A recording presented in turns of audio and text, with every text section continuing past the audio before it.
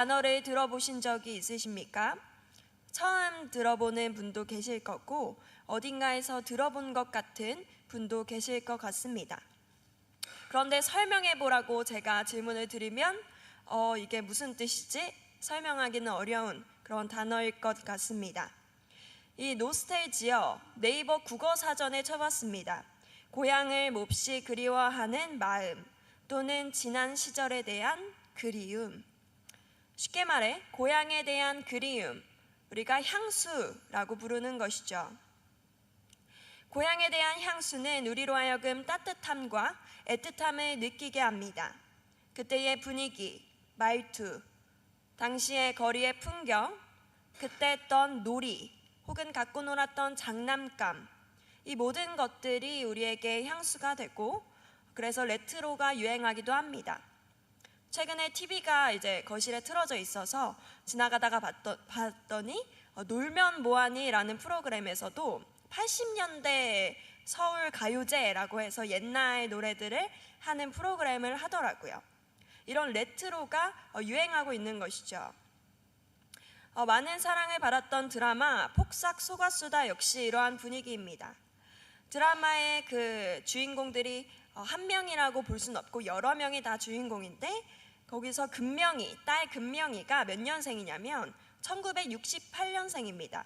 여기 그 언저리이신 분들도 꽤 계실 것 같은데요. 드라마를 보면서 많은 사람들이 눈물을 흘린 이유가 무엇일까요? 그 드라마에서 나타난 그 시대의 따뜻함, 돌아갈 수 없는 아쉬움, 그리고 부모님과 고향집에 대한 그리움과 후회가 결합된 것이라 생각이 듭니다. 드라마 초반에 이러한 유명한 시가 나옵니다. 유치환 시인의 깃발이라는 시이죠. 여기에 오늘의 주제가 잘 드러나 있는데요. 제가 한번 낭독해 보겠습니다. 이것은 소리 없는 아우성, 저 푸른 해원을 향하여 흔드는 영원한 노스텔지어의 손수건. 순정은 물결같이 바람에 나부끼고 오로지 맑고 고든 이념의 표대 끝에 애수는 백로처럼 날개를 펴다. 아, 누구던가 이렇게 슬프고도 애달픈 마음을 맨 처음 공중에 달 줄을 안 그는. 이 시의 주제는 간단합니다.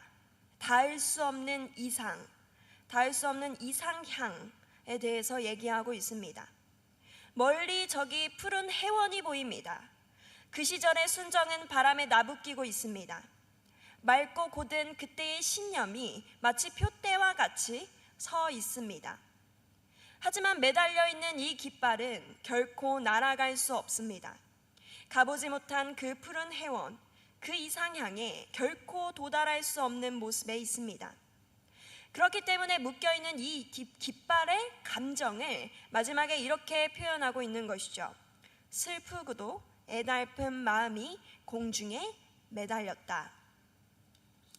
이것은 비단 시나 유치환 시인만 가진 감정이 아닙니다. 우리 모두가 이 노스텔지어의 손수건을 가진 사람들입니다.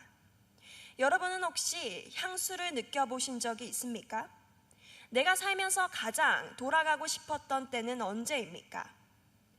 저 같은 경우에는 제가 6살 때, 아주 어릴 때 그 추억이 정말로 아름다운 기억으로 남아 있습니다. 그래서 지금도 그냥 살다가 문득 그때가 생각나서 그때로 돌아가면 얼마나 행복할까 하는 그런 마음이 들기도 합니다. 하지만 제가 지금 그곳에 간다 한들 그때의 마음과 분위기와 따뜻함을 동일하게 경험할 수 있을까요? 당시에 제가 남양주 쪽에서 살았습니다. 좀 도시는 아니고 그런 변두리에 살았을 때인데 지금에 가면은 거리가 많이 바뀌어 있겠죠. 혹시 그때 제가 유치원 때 놀았던 놀이터가 그대로 있을지라도 저는 더 이상 그곳에 간다 해도 그 아름다운 기분을 느낄 수는 없습니다. 우리 모두가 마찬가지입니다. 여러분은 언제로 가장 돌아가고 싶으십니까? 하지만 그때로 돌아간다고 한들 과연 내가 상상하던 그 기쁨을 누릴 수 있을까요? 흔히 추억은 미화된다는 말을 많이 합니다. 마치 그런 것입니다. 그곳이 나의 참된 고향이 되어줄 수는 없다는 것입니다. 때때로 이런 기분을 느낄 때가 있습니다. 집에 있는데 집에 가고 싶다. 나 방에 있는데 진짜 집에 가고 싶다. 어디에서도 소속됨과 편안함을 느낄 수가 없습니다. 누구도 나를 온전히 이해해주지 못하며 있는 그대로 사랑해주지 않고 어디서도 나를 온전히 품어주는 곳은 없습니다. 바로 이러한 느낌, 마치 이 우주에서 이방인 취급을 당하는 느낌, 평생 바깥에서 지켜봤던 문 안으로 들어가고 싶어하는 갈망이 우리 모두의 마음속에는 있습니다. 평생 시달린 향수병이 우리 모두에게 있다는 사실입니다. 그런데 이것은 단순한 신경증적인 상상이 아니고 우울증도 아닙니다. 사회 부적응도 아닙니다. 이것은 바로 오늘 본문에서 얘기하고 있는 천국이라는 본향에 대한 향수입니다. 하나님 나라에 대한 그리움이 모든 인간의 마음속에 있다는 것입니다. 성경에서 이것을 많은 구절로 증언하고 있는데요. 특별히 전도서 3장 11절 말씀에도 기록되어 있습니다. 전도서 3장 11절 한 목소리로 합독하겠습니다. 하나님이 모든 것을 지으시되 영원을 사모하는 마음을 주셨느니라. 아멘. 영원을 사모하는 마음을 우리에게 주셨다고 증언하고 있습니다. 아이러니한 것이죠. 우리 중 누구도 천국을 경험해 본 적이 없습니다. 거기서 태어난 사람은 아무도 없습니다. 그런데 한 번도 경험해 보지 못한 땅에 대한 갈망이 우리의 마음속에 있습니다. 그래서 많은 사람들은 이 정체를 깨닫지 못하고 여러 가지 이름을 붙이는데요. 낭만 혹은 청춘이라는 이름을 갖다 붙이고 있습니다. 낭만, 멋진 이름이죠. 마치 셰익스피어의 로미오와 줄리엣처럼 우리가 뜨거운 사랑을 하고 마치 우주에 너와 나 둘뿐인 것처럼 너와 나만으로 가득 채워져 있는 누구도 끊을 수 없는 사랑을 꿈꾸는 것입니다. 하지만 제가 장담하건대 로미오와 줄리엣이 만약 연애에 성공해서 결혼을 했다고 치면 그들은 일주일 만에 꿈 같은 사랑의 환상에서 깨어날 것 같습니다. 청춘 어떻습니까? 얼마나 아름다운 시기입니까? 그때로 돌아갈 수만 있다면, 내가 학창 시절대로, 내가 고등학생 때로 돌아갈 수만 있다면, 풋풋했던 그 20대 대학생 때로 돌아갈 수만 있다면, 청년이 된다면, 이러한 상상에서 나온 영화나 드라마가 참 많이 있습니다. 그러나 저희 여기 고3 친구들도 왔는데요, 우리 청소년부에 와서 한번 물어보시기 바랍니다. 너희 행복하니? 너희 만족하니? 아무도 인정하지 않을 것입니다. 그런데도 우리는 갈망합니다. 너무도 그 시절을 갖고 싶어 합니다. 바로 이것이 천국에 대한 갈망을 설명할 수 없기 때문에, 세상에서 그 비밀을 형용할 수 없기 때문에 대체한 단어입니다. 그래서 우리는 어떻게 합니까? 이 갈망은 대체할 만한 여러 가지 허무하고 또 가벼운 것들에 집착하기 시작합니다. 주님께서는 우리에게 무한한 기쁨을 주신다고 말씀하십니다. 하지만 우리는 돈, 술, 성적 타락, 사회적인 성공에만 집착하는 모습입니다. 마치 바닷가에서 이번 여름에 휴가를 보내자라고 말했을 때 한 번도 가지 못했기 때문에 무슨 뜻인지 상상하지 못해서 그저 동네 한 구석에서 진흙파이나 만들며 놀고 싶어하는 철없는 아이와 같은 모습입니다. 천국이 아닌 정반대의 것으로 그 갈망을 채우려고 해도 그 기쁨은 찰나에 불과합니다. 오히려 하나님 대신 나의 마음을 채우려는 그 우상이 변질되는 순간, 그것은 자신의 실상을 드러내고 우리를 잡아먹으려 들 것입니다. 많은 돈이 있으면 평안할까요? 그렇지 않습니다. 술과 성적인 쾌락이 참된 기쁨을 줄까요? 그렇지 않습니다. 사회적으로 성공하고 내 분야에서 인정받는 것이 참된 만족을 줄까요? 금세 고갈나고 말 것입니다. 그래서 역사적으로 사람들은 여러 가지 방법을 택했습니다. 먼저는 철학을 통해 이 우주의 기원과 우리는 어디로 향하고 있는지를 깨달으려고 했지만, 지식을 알면 알수록 더욱더 큰 의문이 생김을 발견하게 되었습니다. 한때는 과학의 발전을 통해서 인류가 더 나았게 변화될 것이라고 믿었지만 결국 과학이 발전되자 전쟁과 터전을 파괴하는 일이 발생하였습니다. 때문에 이제 우리는 어떠한 가치도 믿을 수 없다. 그래서 사사기에 나온 것처럼 자기 소견에 옳은 대로 당시의 쾌락을 따라 살아가는 시대가 되었습니다. 우리는 영원하지 않은 것에 기대를 걸면 결국 배신당하고 말 것입니다. 이것만 끝나면 쉴 수 있을 거야. 거기에 가면 평안할 거야. 이것만 얻으면 행복할 거야. 그것은 천만의 말씀입니다. 그런 것들로 감히 이 갈망을 채울 수는 없습니다. 그렇기 때문에 이 세상을 살아가는 동안 우리는 날로 수척해져 갑니다. 마치 사랑하는 연인을 오랫동안 만나지 못해서 수척해가는 상사병처럼, 또 고향으로 돌아가지 못해서 시름시름 앓는 향수병과 같이 말입니다. 우리는 이 세상에서 얻을 수 없는 천국에 대한 그리움을 안고 살아갑니다. 이런 우리는 어떻게 해야 할까요? 여기에 대해 오늘 본문은 한 가지 해답을 제시하고 있습니다. 우리는 성경을 볼 때 이 영원한 것의 문틈이 열리고 그 나라에서 흘러오는 노랫소리를 엿들을 수 있습니다. 그 중에 하나가 오늘 히브리서 11장, 무슨 장으로 알려져 있죠? 믿음장. 그 해답은 바로 믿음입니다. 하나님 나라에 대한 본향에 갈 수 있다는 믿음. 그것이 바로 우리가 이 땅을 나그네이면서도 살아갈 수 있도록 만드는 동력입니다. 그래서 오늘 본문 13절과 14절 말씀, 이 두 절 말씀을 우리 한 목소리로 합독하겠습니다. 이 사람들은 다 믿음을 따라 죽었으며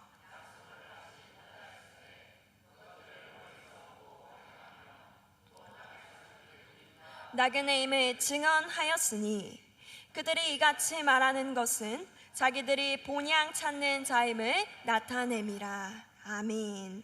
자신들을 무엇라고 소개하고 있습니까? 13절에서 땅에서는 내가 누구임을 증언한다고 얘기합니까? 외국인과 나그네.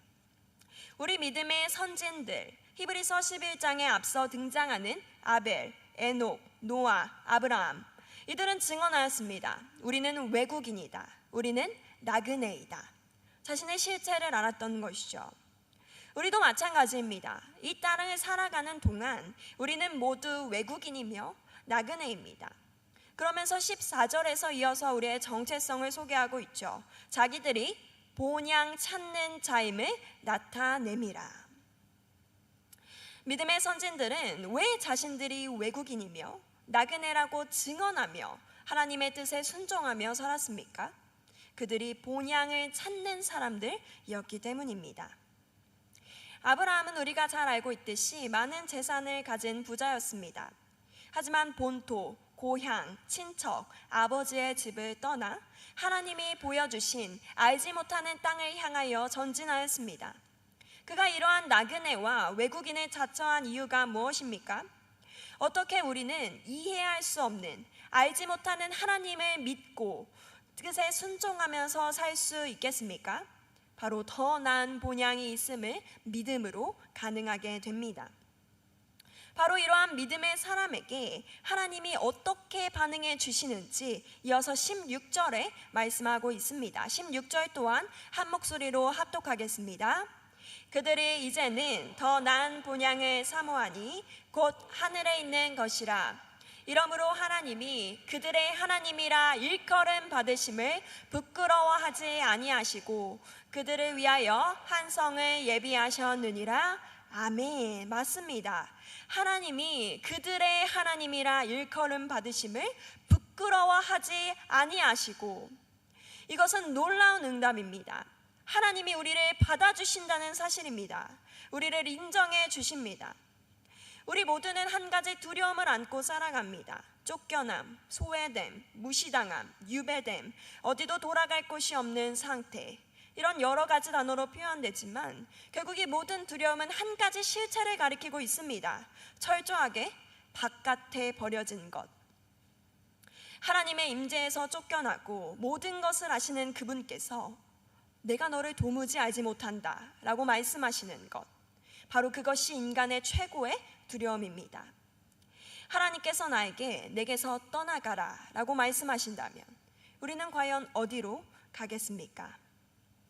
그런데 오늘 본문은 약속하고 있습니다.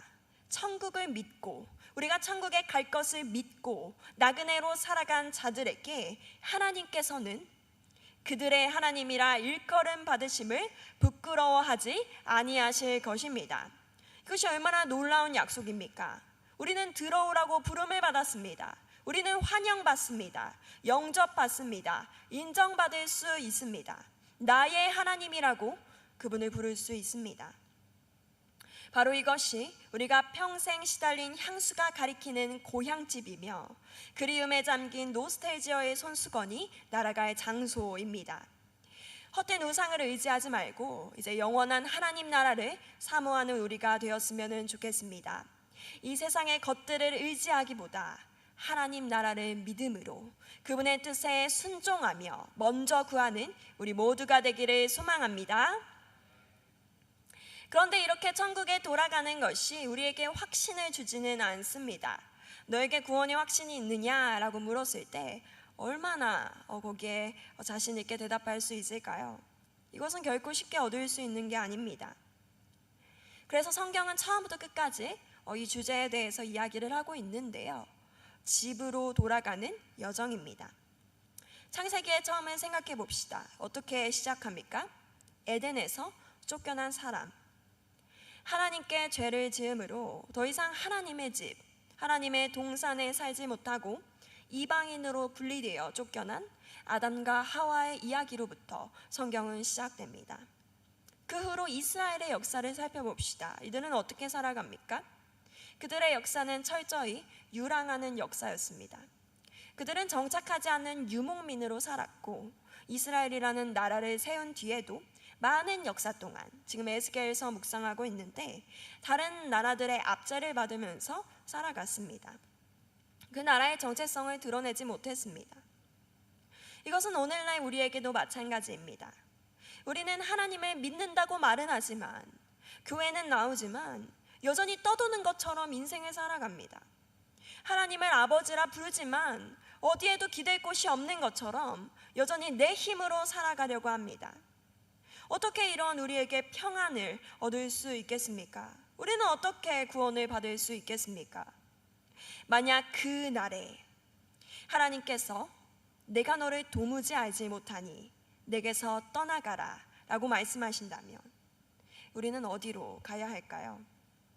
오늘도 하나님을 사랑하고 하나님을 생각하기보단 천국을 바라보기보단 다른 우상들을 의지하고 사람을 바라보며 이 땅에서 영원히 살 것처럼 살아가는 나를 돌아볼 때 우리가 과연 하나님께 받아들여질 수 있을까?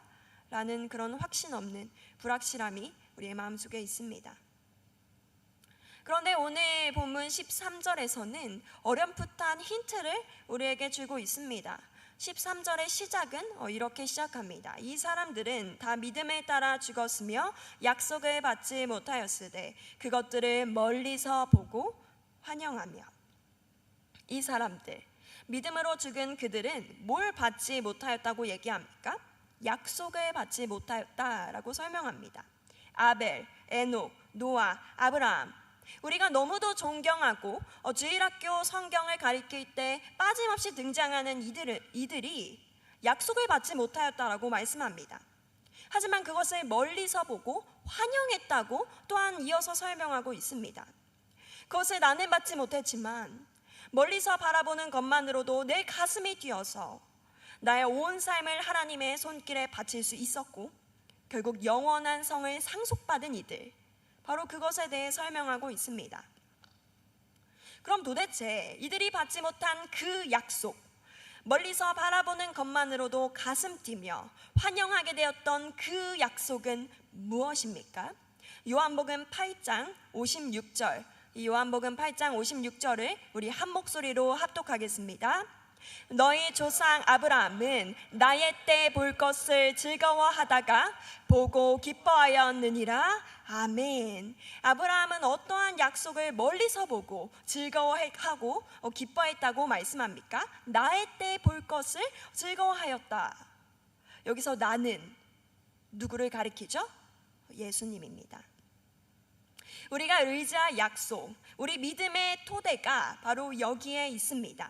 예수님.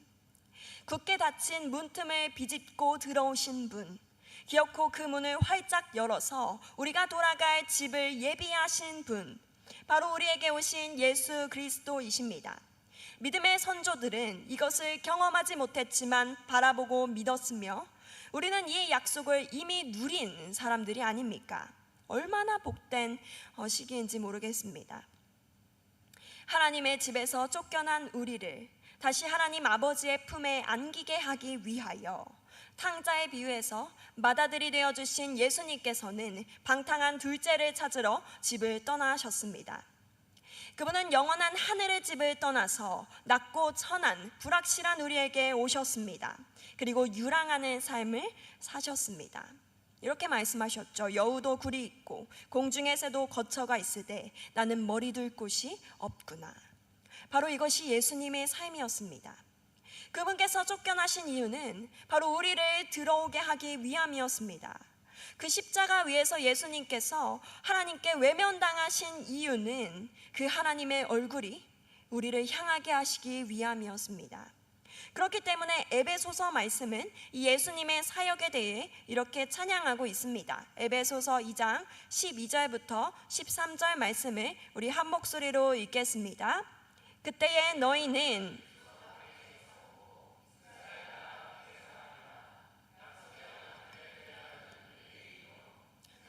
소망이 없고 하나님도 없는 자이더니 이제는 전에 멀리 있던 너희가 그리스도 예수 안에서 그리스도의 피로 가까워졌느니라.